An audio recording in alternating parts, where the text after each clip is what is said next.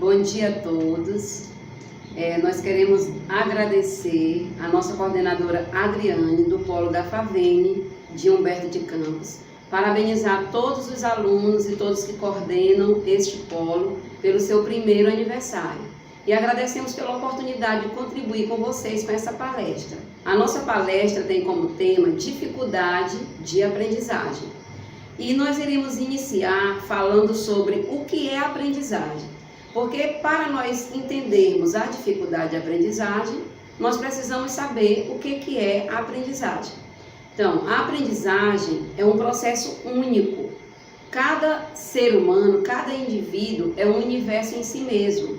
Não existe pessoas iguais que pensam da mesma forma e que absorvem o conhecimento da mesma forma. Então, é um processo único em que o sujeito entra em contato com o objeto de conhecimento, desenvolve habilidades próprias que assimilam esse objeto e mudam a sua forma de pensar e de agir. Acontece isso em sua vida de forma empírica e de forma científica. No sentido de que o empírico é nas suas atividades diárias, nas suas experiências diárias, com o meio e com o próximo. O científico refere-se ao currículo escolar.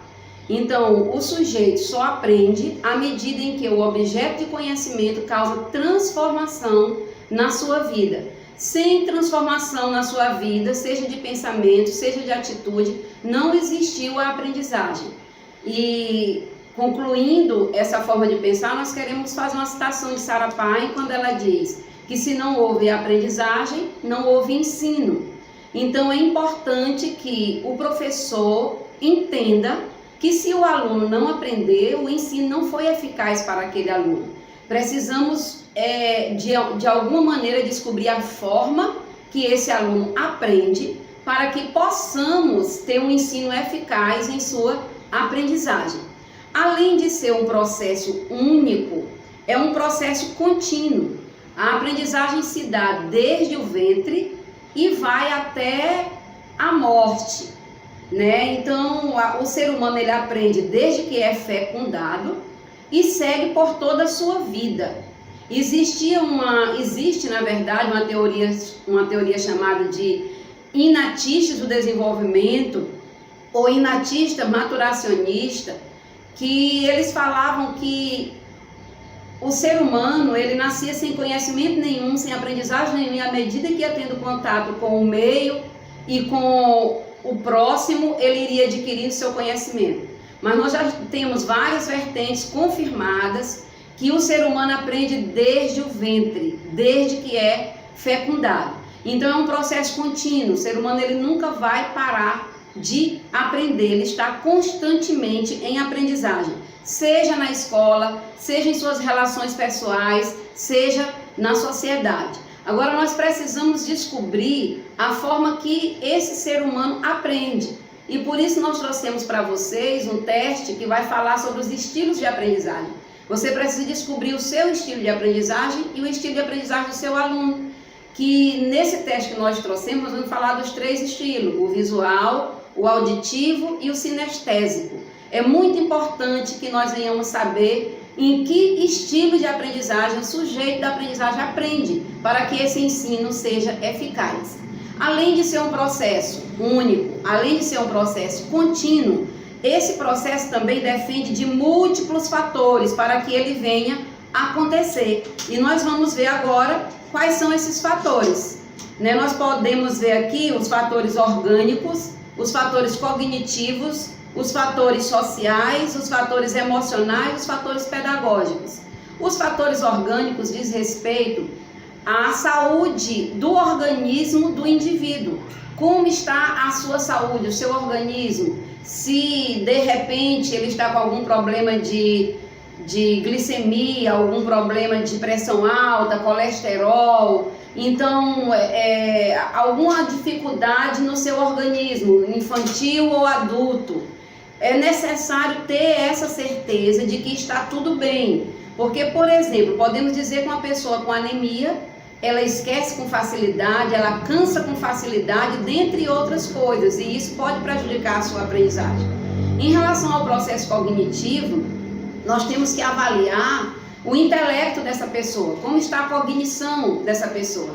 Se a aprendizagem dela, a parte cognitiva dela, está de acordo com a sua idade biológica ou não, porque pode ser que a pessoa tenha 10 anos com uma idade cognitiva de 8, 7, ou 10 anos com a idade cognitiva de 12, 13, então nós precisamos avaliar esse aspecto cognitivo. Se também foram desenvolvidos na época certa todos os processos de desenvolvimento correspondente a cada faixa etária, porque se não tivesse sido desenvolvido cognitivamente esses processos, certamente o indivíduo vai ter alguma dificuldade na aprendizagem devido a esse processo cognitivo. O processo emocional diz respeito às emoções, ou seja, à afetividade desse sujeito. Se ele tiver com dificuldade em alguma área da sua vida que afeta as suas emoções e a sua afetividade, certamente ele vai criar um bloqueio, né, para a aprendizagem, e por isso ele vai apresentar dificuldade na aprendizagem. Outra questão que nós podemos ver, outro fator além do orgânico, do cognitivo, do emocional, é o aspecto social. É como que está o ambiente em que o sujeito da aprendizagem está inserido. Como que esse ambiente é um ambiente letrado, onde pessoas estudam, onde pessoas leem, ou é um ambiente onde não há nenhum estímulo para a aprendizagem? Nós podemos ter alunos, aprendizes com a mesma idade, por exemplo, nós podemos ter 2 aprendizes com 10 anos de idade, sem nenhum problema emocional, sem nenhum problema cognitivo, e mesmo assim um deles apresentar dificuldade na aprendizagem devido aos estímulos que eles não têm em casa. Então nós temos que olhar em que ambiente, nós temos que valorizar, nós temos que conhecer qual ambiente que aquele indivíduo, aquele aprendiz está inserido. E por último, o aspecto pedagógico, né? Como é que está sendo a pedagogia, a metodologia aplicada com aquele sujeito da aprendizagem?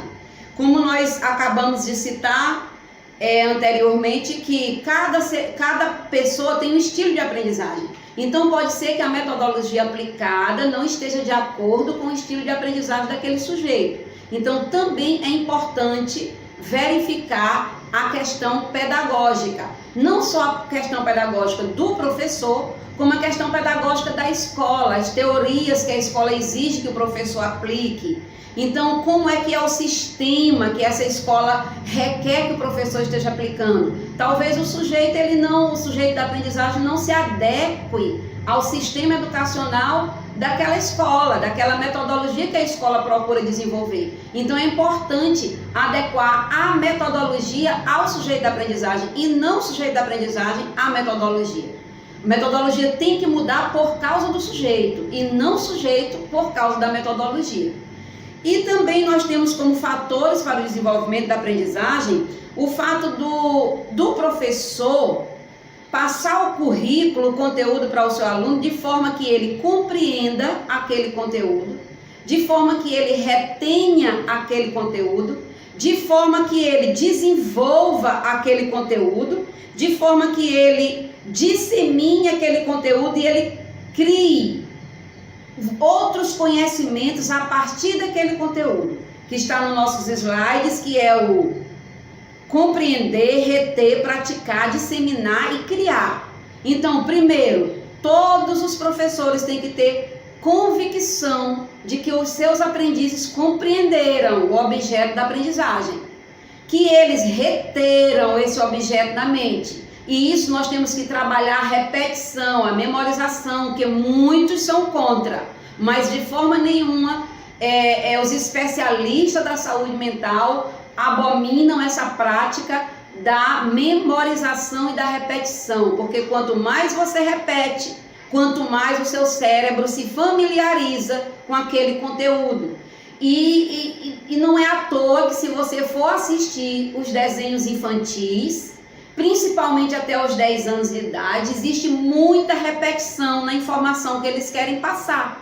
Por quê? Porque o cérebro adquire, o cérebro guarda aquilo mesmo de maneira inconsciente. O cérebro vai guardar. Então é preciso reter, além de compreender, reter. Além de reter, praticar. Não vai ser muito útil se você promoveu a compreensão, promoveu a retenção, mas não colocou o sujeito da aprendizagem para praticar.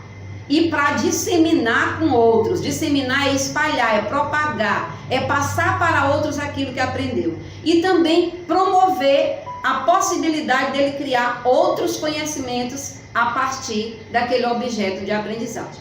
Então, por dentro desses fatores, por dentro do que é o processo de aprendizagem, que fatores contribuem para essa aprendizagem acontecer ou não, nós vamos entrar na questão das dificuldades, transtorno de aprendizagem e comportamental. Vamos lá.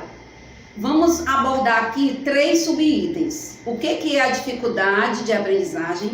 O que são os transtornos de aprendizagem? E o que são os transtornos de comportamento ou transtorno comportamental? A dificuldade de aprendizagem, como o nosso slide diz, trata-se de um obstáculo ou barreira que apresenta sintomas, as quais podem ser de origem cultural, emocional, ambiental, orgânica ou pedagógica. Então, a dificuldade de aprendizagem é a barreira que apresenta os sintomas nos fatores que nós citamos no item anterior, no item sobre o que é a aprendizagem.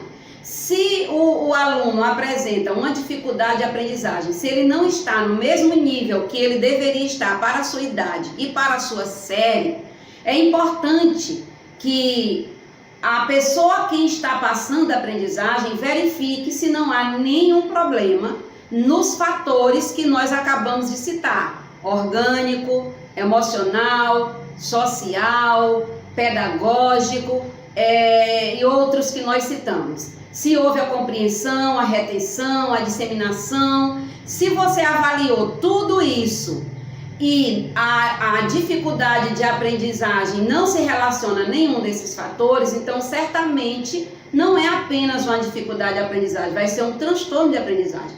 Então a dificuldade de aprendizagem, ela é uma barreira criada, favorecida, desenvolvida por algum desses fatores já citados.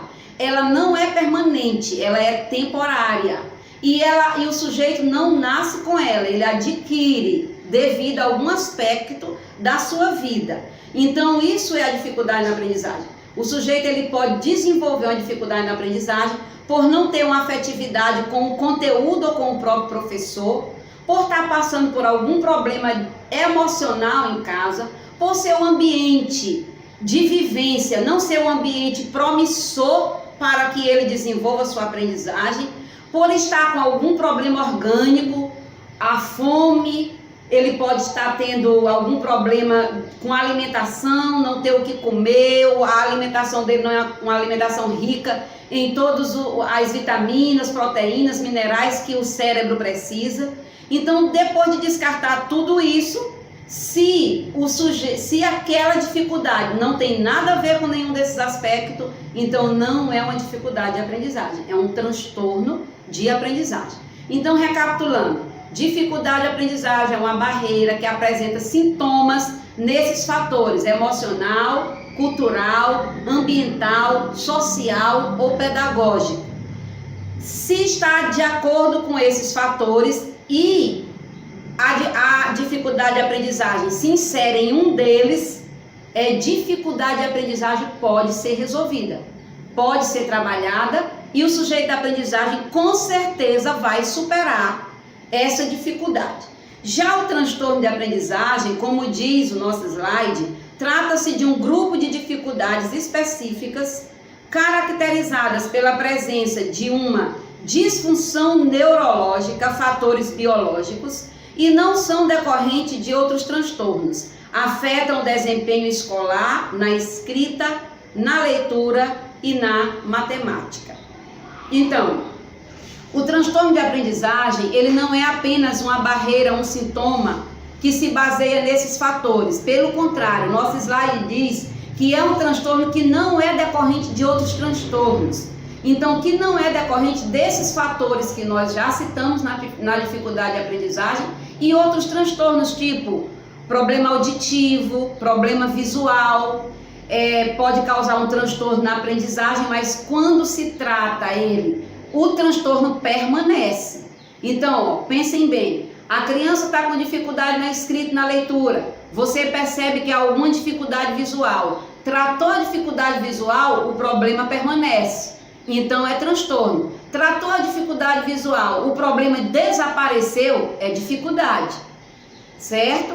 Então, o transtorno de aprendizagem, ele não depende de um outro transtorno, pelo contrário, ele pode causar outro transtorno. Enquanto que a dificuldade de aprendizagem, ela depende de algum transtorno da vida do ser humano para que ela venha a existir. E outra, o transtorno de aprendizagem, o sujeito já nasce com ele.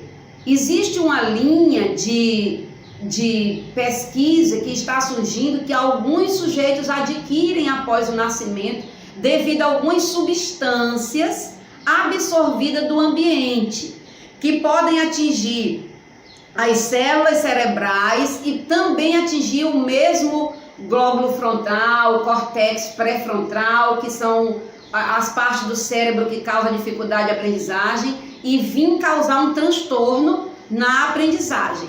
Então, o transtorno de aprendizagem, o sujeito nasce com ele provoca outros transtornos e, aliás, pode provocar, não é que provoca, mas pode provocar os transtornos, mas que não é decorrente de um que já existe do sujeito, do organismo do sujeito.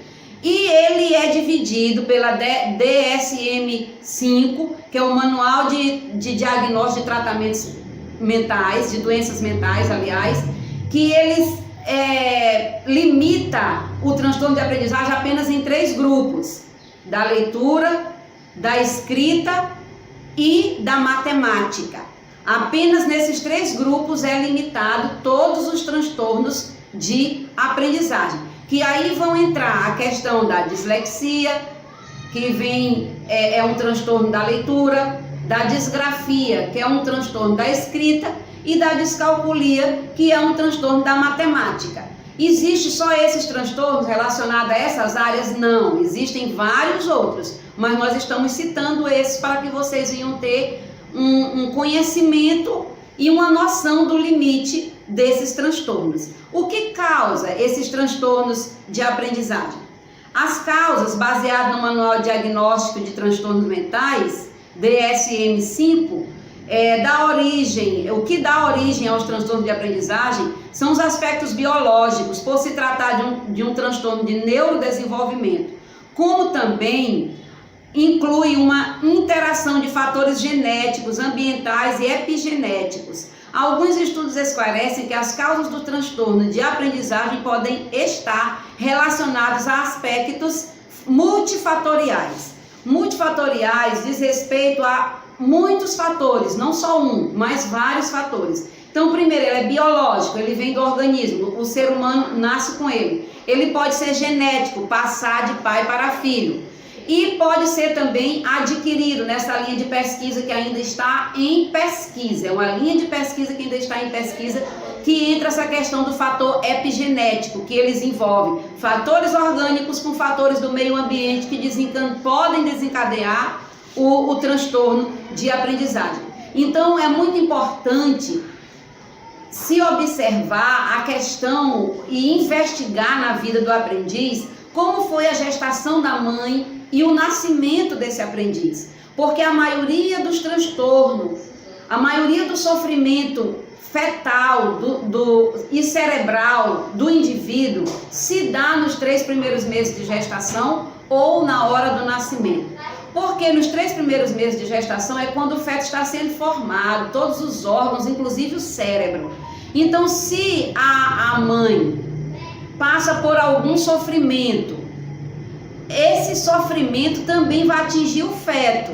E esse sofrimento pode mexer com a parte do cérebro que desenvolve a aprendizagem. E essa pessoa nascer com algum tipo de transtorno de aprendizagem e outros transtornos, inclusive a paralisia cerebral, E depois, alguns deles, a maioria dos transtornos de aprendizagem, que não vêm de outros fatores, porque, por exemplo, transtorno de aprendizagem de uma criança com paralisia cerebral é decorrente da paralisia cerebral, mas o transtorno nós estamos falando é que não vem de outros fatores. Ele é desenvolvido por conta disso e só vai ser percebido na idade escolar, a não ser que os pais sejam professores, que sejam bons observadores e percebam antes da idade escolar. E no momento do nascimento, quando o feto demora a nascer, você já ouviu falar muito de crianças que nasceu roxa, que demorou a chorar. Isso tudo, o nascer roxo e o demorar a chorar, pode ser indício de que o feto perdeu oxigênio no momento do nascimento. O oxigênio do seu corpo deixou de ir para o cérebro deixou de ter uma oxigenação, então isso afeta o processo de aprendizagem. Então tem que se ter muito cuidado nessa questão da gestação, e se algum aluno seu tem essa dificuldade, é importante que investigue, que chame os pais, que conversem sobre o período de gestação e o período do nascimento do sujeito da aprendizagem. Alguns tipos de transtorno de aprendizagem, como nós já falamos, nós vamos fazer aqui uma conceituação deles. Transtorno de leitura é caracterizado por uma dificuldade específica em compreender palavras escritas. Dessa forma, pode-se afirmar que se trata de um transtorno específico das habilidades de leitura, em que foram eliminadas todas as outras causas. Ou seja, eliminou todas as causas que nós já falamos. A criança ou o adolescente ou o adulto continua com dificuldade na leitura, na decodificação de palavras, então certamente ele tem um transtorno de leitura, que no caso o mais comum é a dislexia. Transtorno da matemática, também conhecido como descalculia, não é relacionada à ausência de habilidade matemática básica, como a contagem, e sim a forma com que a criança associa essas habilidades com o mundo que a cerca. Então, olha, prestem bem atenção. Não tem a ver com o fato da criança conhecer os números, não tem a ver com o fato das crianças saber fazer operações, tipo somar, diminuir, subtrair, dividir. Mas tem a ver com a relação que esse aprendiz faz da matemática com o seu meio, da compreensão do uso da matemática relacionada à sua vivência. Por exemplo, quando ele tem dificuldade de fazer uma interpretação de um problema, quando ele tem dificuldade de fazer uma interpretação de uma questão matemática, ele não consegue compreender o uso da matemática naquela situação. Esses são os transtornos, essas são as características do transtorno da área da matemática. Transtorno da expressão escrita refere-se apenas à ortografia ou caligrafia, na ausência de outras dificuldades da expressão escrita. Geralmente existe uma combinação de dificuldade na capacidade de compor textos escritos. Então, quando o sujeito da aprendizagem tem dificuldade na escrita, ele vai ter dificuldade certamente na caligrafia. Às vezes não, às vezes tem uma caligrafia bonita, porém não consegue escrever de forma correta, de acordo com as normas da escrita, e tem dificuldade na produção de texto, na escrita de texto, na escrita de frases, em tudo que envolve a escrita. Esse sujeito vai ter dificuldade. Ele poderá até se expressar bem oralmente, mas vai ter dificuldade ao escrever, certo? E como que se dá o tratamento dessas crianças que apresentam tanta dificuldade de aprendizagem como transtorno de aprendizagem? O tratamento se dá principalmente pela intervenção psicopedagógica. O psicopedagogo é o profissional que estuda tanto o objeto da aprendizagem quanto o sujeito de aprendizagem. Então, o foco principal da psicopedagogia é estudar o objeto da aprendizagem, o sujeito e como pode se relacionar entre si. Então, é de suma importância de que haja a intervenção de um psicopedagogo para se tratar as dificuldades e os transtornos de aprendizagem.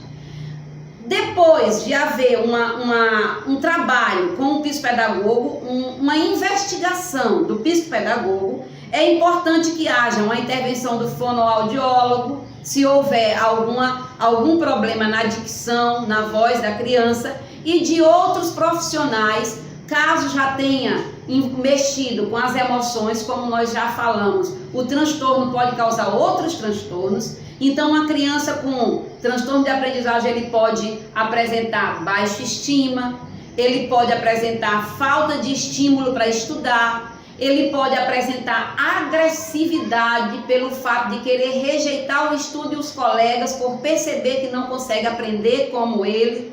Ele pode fazer uma rejeição ao professor, porque ele está vendo que os seus amigos estão aprendendo e ele não. Então pode causar muitos fatores, muitos problemas na vida. Então vai precisar de um psicólogo e talvez um neuropsiquiatra, dependendo do transtorno, e vários outros médicos, terapeuta ocupacional, se for percebido que a idade cognitiva não está de acordo com a idade biológica, vai precisar de um terapeuta ocupacional. Então, múltiplos. A equipe para trabalhar uma criança com dificuldade ou transtorno de aprendizagem é uma equipe múltipla. São vários profissionais para se trabalhar cada área. Porém, o psicopedagogo é a pessoa da intervenção desse transtorno.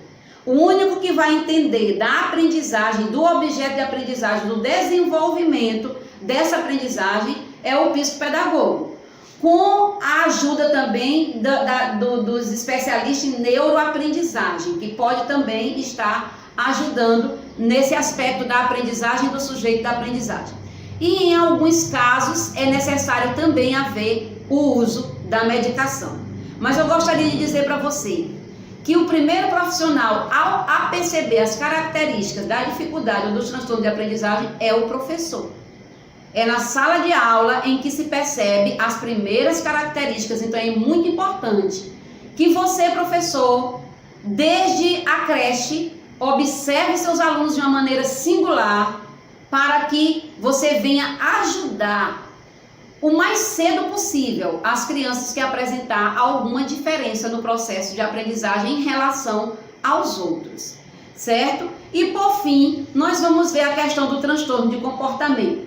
Vocês viram que a hiperatividade e o déficit de atenção não foi falado no transtorno de aprendizagem, que muita gente acha que eles são transtorno de aprendizagem. Então nós vamos ver agora que ele é inserido nos transtornos de comportamento. Trata-se de sintomas comportamentais que fogem do padrão normal de interação com o próximo, quietude, respeito ao limite, ordens e regras, afetando o convívio social, familiar, como também o desenvolvimento da aprendizagem. Os sintomas apresentados, de acordo com as situações, podem facilitar a identificação desses quadros: transtorno do espectro autista, transtorno de déficit de atenção e hiperatividade, transtorno de ansiedade generalizada e depressão. Então, todos esses transtornos que nós referimos aqui diz respeito a transtornos de comportamento. Esses transtornos, eles vão causar um desequilíbrio na maneira de ser, na maneira de agir do sujeito que tem esse transtorno, o sujeito portador desse transtorno. Por exemplo, uma criança com TDAH, e eu quero fazer uma separação aqui para vocês. O TDAH, ele pode vir acompanhado de hiperatividade ou não. Quando é apenas déficit de atenção, é chamado de DDA. Déficit de atenção é distúrbio do déficit de atenção, DDA. TDAH é transtorno do déficit de atenção e hiperatividade. Então o sujeito, ele pode ter só o déficit de atenção e também pode ter só a hiperatividade, e pode ter o misto, que são os dois, déficit de atenção com hiperatividade. E isso tudo vai causar um desequilíbrio no comportamento. Então um aprendiz com problema de déficit de atenção, ele não vai conseguir se concentrar nas aulas como as outras crianças conseguem se concentrar. Por exemplo, aquela criança que você costuma dizer que está no mundo da lua, ou aquela criança que você diz que passou um mosquito, ele perdeu o foco, certamente essa criança tem que ser observada, tem que eliminar todos os fatores que nós já estudamos e aí suspeitar das características de déficit de atenção. Se você tem aquele aluno que parece como uma máquina, que não para um minuto, que a gente costuma dizer que o motor está ligado a 200 por hora, que você não consegue deixar ele sentado, que parece que tem um prego, formiga na carteira, esse aluno certamente tem característica de hiperatividade. E por mais que você discipline, por mais que você use cantinho do pensamento, por mais que você use estratégia para que ele se aquiete, ele não vai se aquietar se ele não passar por terapia. Por mais que você chame a família, que a família discipline em casa, essa criança vai sofrer as consequências, mas não vai mudar de comportamento, porque é um problema neurológico, um problema que vem do neurodesenvolvimento. O desenvolvimento dessa criança vem por causa do seu processo neurológico, processo da sua mente. A sua mente trabalha a 1000 por hora. Ela não vai conseguir parar. Ele pode até ficar sentado, mas a mente dele está ali a 1000 por hora, por isso que ele se inquieta. E se você vê aquela criança que você conseguiu colocar sentada, que mesmo sentada ela está lá balançando as pernas, balançando os braços, batendo com lápis na carteira, também veja isso como uma característica. Ele não vai conseguir de maneira nenhuma sossegar. Então, transtorno de comportamento, hiperatividade, déficit de atenção. Transtorno de espectro autista, a criança nasce com ele e tem algumas singularidades. Nós vamos citar só alguns porque o nosso tema é o transtorno em geral e não transtorno específico. Mas se você tem aquele aluno que no primeiro dia de aula ele chegou, sentou naquela carteira, na outra semana, passou a semana inteira sentado naquela carteira, na outra semana você mudou ele fez aquele escândalo na sala de aula porque foi mudado de lugar. Isso pode ser uma característica de espectro autista. Se ele não quer que ninguém mexa em seus materiais, se ele tem repúdia ao barulho da turma, se quando todas as crianças estão brincando ele fica no canto, ou ele põe a mão nos ouvidos, ou ele grita mais alto do que todo mundo, é sintoma de espectro autista. É muito bom se observar essa questão. O transtorno da ansiedade e da depressão, geralmente a criança não consegue esperar, a criança lhe pergunta mais de 10 vezes uma coisa que ela já sabe, que você já disse, que você já explicou. Ela quer ir frequentemente ao banheiro, mesmo você sabendo que ela não está com necessidade de ir ao banheiro. Se ela fica só no canto, se ela não se envolve com ninguém, você precisa também avaliar isso aí. Transtorno de depressão e ansiedade pode causar problema na aprendizagem da criança. E são todos transtornos de comportamento que podem desencadear o transtorno de aprendizagem. Por exemplo, são chamados de comorbidades. Uma criança com TDAH, uma criança com ansiedade, uma criança com depressão, uma criança do espectro autista, eles também podem ter dislexia, descalculia, disgrafia. Uma criança com disgrafia e descalculia, ela também pode apresentar hiperatividade, ou seja, são comorbidades, as comorbidades que vêm associadas àquele determinado transtorno. Então, avaliando essa questão, essa diferença entre o transtorno do comportamento e o transtorno de aprendizagem, gostaria de dizer para você que uma criança com TDAH, com déficit de atenção, com espectro autista, com ansiedade, com depressão, ela não vai ter em nada afetado a sua aprendizagem se for tratado esse transtorno, porque ela vai conseguir aprender normalmente e às vezes até mais rápido do que a criança que não tem nem a hiperatividade, nem o déficit de atenção, nem o problema de espectro autista, nem a ansiedade, nem a depressão. Então, uma boa parte das vezes essas crianças elas conseguem aprender mais rápido do que as outras crianças. Então, eis a importância de se observar, de se chamar a família, de se conversar com a coordenação da escola para que isso seja tratado, diagnosticado, melhor dizendo, diagnosticado e tratado o mais cedo possível. Então, agora nós vamos estar colocando para vocês as 3 perguntas que vocês precisam responder para que venham receber o certificado de vocês, porque é uma forma de que vocês vão mostrar que entenderam o conteúdo. Então, a primeira pergunta: de acordo com a DSM-5, como podem ser classificados os transtornos de aprendizagem? Então, a segunda pergunta: qual é a diferença entre dificuldade e transtornos de aprendizagem? E a terceira pergunta: quais fatores são necessários para desenvolver a aprendizagem. Repetindo. Primeira pergunta. De acordo com a DSM-5, como pode ser classificado os transtornos de aprendizagem? Segunda. Qual a diferença entre dificuldade de aprendizagem e transtorno de aprendizagem? E terceira, quais fatores são necessários para desenvolver a aprendizagem? Então é isso, gente.